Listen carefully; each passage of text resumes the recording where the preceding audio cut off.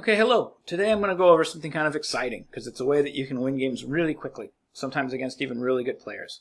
It's what we call move order traps in chess. And these are really cool ideas. And let's just jump right in and I'll show you a few of them. So after e4, e5, knight f3, knight c6, bishop b5, a6, we have a royal pas. And then we're going to go into the main line where black threatens to play the martial attack with the move d5. Okay, now here, white has two really well-known moves at his disposal. Actually, white has several moves, but the main move to go into the main line is the move c3, which goes into the famed martial attack with d5. And then black also has the option to go back into the main line with the moves d6 and then h3. And here's where my little move order trick comes in. Because one of the many anti-martial systems that you can play against the martial is by simply doing the main line, but simply doing it in a different order. Instead of playing your move c3 here, you play your move h3 first. And this is a big difference from the main line, where you play c3, because now the knight can still go to the c3 square. And this actually makes a huge difference, because a lot of players here may think that they can still play their martial because it doesn't look like the move h3 did a whole lot. But what the move did do was it didn't block the knight. So if they do decide to just ignore your move h3 and go back into the martial with the move d5, then you can simply take, and now since your knight can develop to c3, you still got more than enough ways to develop your pieces that white is just in no trouble at all. Black has some compensation, but he doesn't have enough compensation for a pawn. So things would continue with a move like, say, c6, d4, bishop d6, rook e1, queen h4. You would have to shore up some weaknesses. You'd have to protect that pawn with the move queen d3. But then after that, you would have zero development problems at all. You would simply bring out your knight, bring out your bishop, and now your rooks are connected, all your pieces are developed, and black doesn't have nearly enough compensation for a pawn. And I've actually seen weak players beat strong players from this position with the white pieces. White is up a clear pawn with no problems at all. And this is just a really interesting way to try to play with the white pieces. Now, of course, black by no means is required to play the move d5 here and give up a pawn for basically nothing. And he doesn't have to go back into the main line either with the moves d6, and then, of course, we would have this transposition.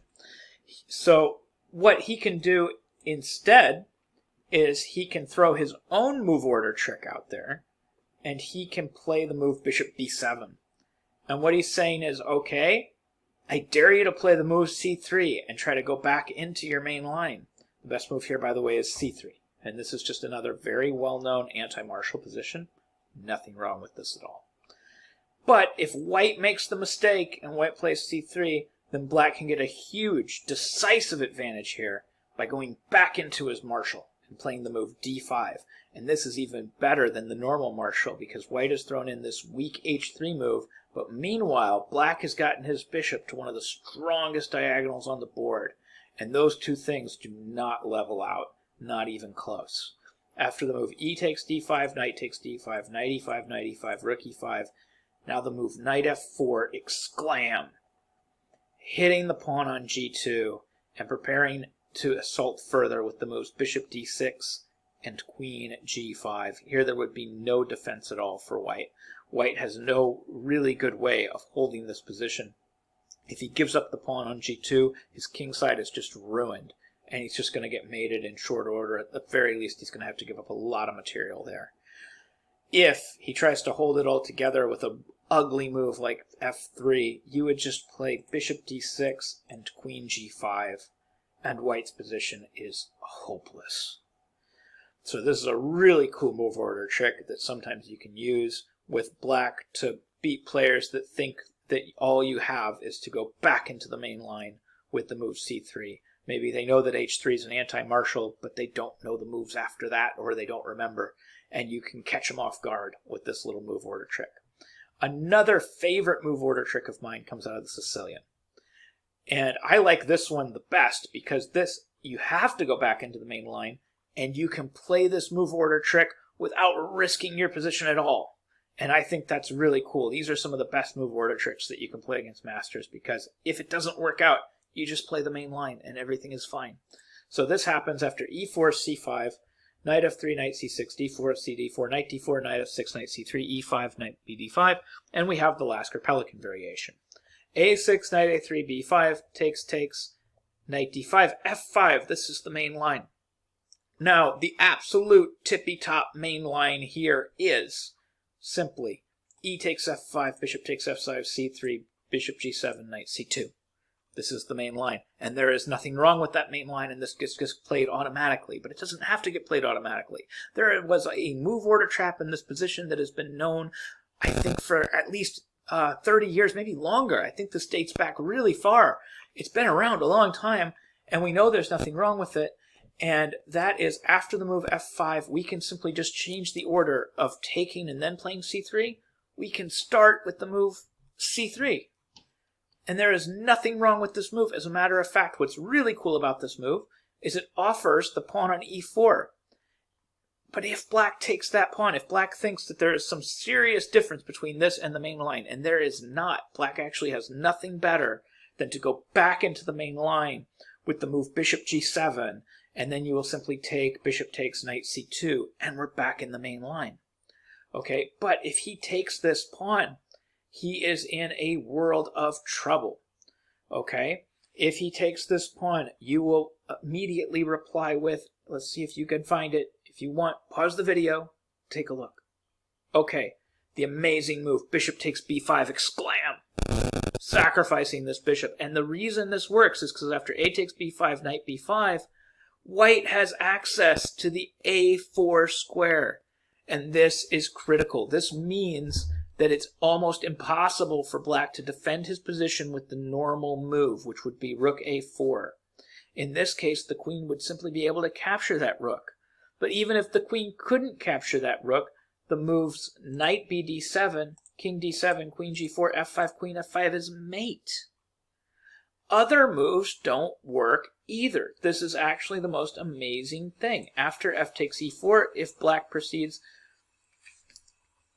with the move rook b8, you would simply play knight b7, check, king d7, queen g4, and queen f5 mate as well.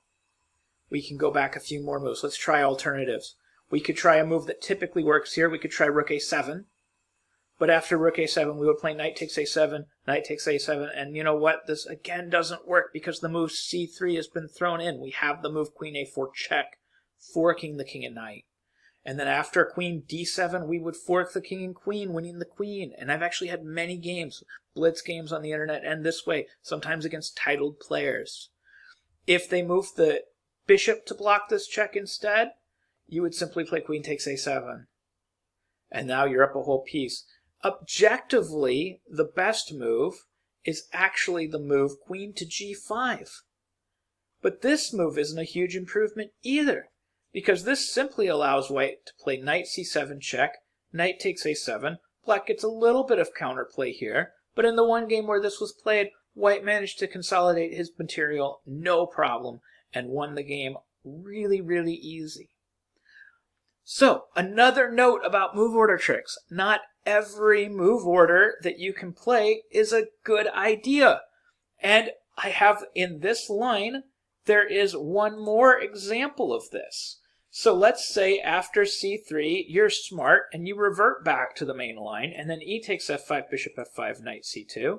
And now, as black, you think to yourself, well, the order that I make my moves in doesn't really matter. What difference should it make if I castle and then play knight e7, or if I just play knight e7 right here? Well, in this case, it makes a pretty big difference. If you play knight e7 here, after knight takes e7, if you notice your mistake, you'll have to take that knight with the king. If you don't notice your mistake right away, and you take back with the queen, guess what? You just made a bad move order because this rook on a8 is not defended. Pause the video, take a second, see if you can find the move. Yep, that's right. Queen f3, forking bishop and rook. And after bishop takes c2, queen takes a8, queen d8, queen takes a6, white is up a massive amount of material. So be careful when you do your move order tricks. Not every move order trick is a good move order trick. But the good move order tricks are good ways to win your games really quickly. This is Robert Plunkett. I hope you learned something, and I hope you know something more about chess. Thank you very much for watching.